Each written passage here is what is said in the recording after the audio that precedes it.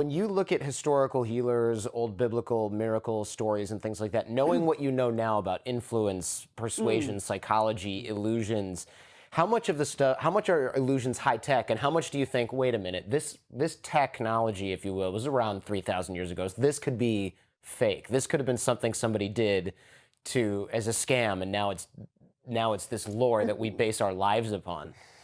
I think in terms of, I do sort of have people ask sometimes, or do you think the miracles in the Bible were just magic tricks? I think it's sort of the wrong question. I think how those stories arrive is more, I think, more to do with how those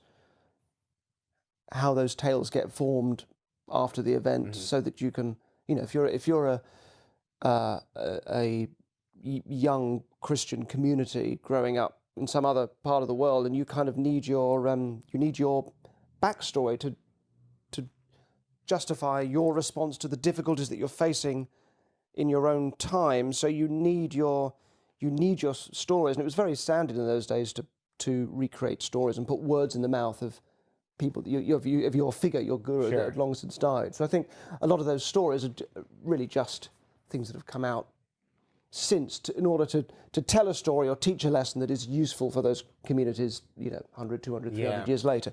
So I think that's more the world you're in, rather than actually how did he turn the water into wine or whatever.